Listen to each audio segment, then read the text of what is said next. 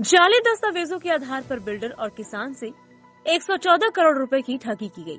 इस मामले में जयंत वल्लभ दास कनेरिया, मोहन पांडुरंग कलाटे, धीरज लाल गोवर्धन दास हंसालिया, एनवायरन डेवलपर्स प्राइवेट लिमिटेड के निदेशक निखिल वल्लभ दास कनेरिया, नीरज जयंत कनेरिया, कुमार रंजित निम्हान और Pavan Kankaliya, Mont Word builders private limited और Neeraj Kumar associates private limited के निर्देशक और एनबीएफ वित्तीय संस्था विस्त्रा आईटीसी इंडिया व Motilal Oswal real estate investor के खिलाफ शिवाजीनगर प्रथम श्रेणी कोर्ट के आदेश पर वाकड़ पुलिस स्टेशन में आईटीसी इंडिया और मोतीलाल ओसवाल रियल एस्टेट निवेशक के खिलाफ मामला दर्ज किया गया है।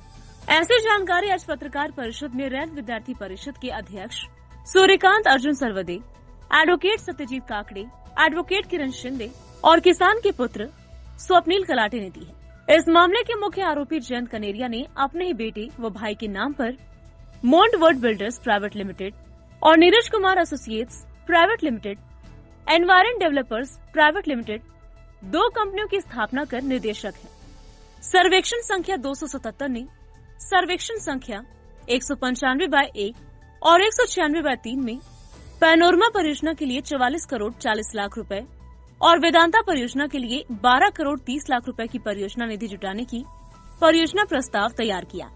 दोनों परियोजनाओं के लिए वित्तीय कंपनियां विस्त्रा और मोतीलाल ओसवाल कुल 56 करोड़ 70 लाख रुपए देने को राजी हुई। जयंत कनेरिया ने निर्देशक मोहन कलाटे और धीरज लाल हंसालिया के साथ हाथ मिलाया और फर्जी प्रस्ताव बनाकर विस्त्रा और मोतीलाल ओसवाल वित्तीय कंपनियों के साथ दो प्रॉपर्टी गिरवी दस्तावेज बनाकर निदेशक के रूप में अपने पद का दुरुपयोग किया और 114 करोड़ रुपए का ऋण लिया। ईडीपीएल कंपनी और उसके संचालक संजय खलाटे उनकी फसनुक की गई है। जब ईडीपीएल कंपनी ने मॉर्गेज लेने के लिए विस्त्रा और मोतीलाल इनको कोई कंसेंट नहीं दी थी, तभी भी उन्होंने ईडीपीएल कंपनी के प्रॉपर्टीज पर और जो ईडीपीएल कंपनी ने डेवलपमेंट के लिए प्रॉपर्टीज लिए उन प्रॉपर्टीज पर 114 करोड़ का कर्जा दे दिया। वो 114 करोड़ में से तकरीबन 56 करोड़ ये दूसरे कंपनी जिसका ईडीपीएल का कोई संबंध नहीं है उन कंपनीज के लिए यूटिलाइज किया जाने वाला था और वो उनके लिए डिसबर्स किया गया। अभी डिसबर्समेंट करने के बाद भी अगर वो कंपनी डिफॉल्ट करती है वो 56 करोड़ का, तो उसकी जिम्मेदारी पूरी ईडीपीएल कंपनी और उसके प्रॉपर्टीज और जो प्रॉपर्टी डेवलपमेंट के लिए लिए उन पर वो पूरा चार्ज रखा गया। अगर ईडीपीएल कंपनी ने एक डेवलपमेंट के लिए प्रॉपर्टी ली होगी और उस पर सिर्फ 12 करोड़ का कर्जा लेने का अगर सोचा होगा, तो 12 करोड़ के लिए वो डेवलपर ने कंसेंट दिया है, वो ओनर ने कंसेंट दिया था। तो कंसेंट ओनर का जब 12 करोड़ के लिए था तो उस पर 114 करोड़ का कर्जा लेने का ईडीपीएल के इतर संचालक लोगों को और विस्तारा और मोतीलाल को उस पर 114 करोड़ का कर्जा देने का कोई सवाल उठता नहीं था।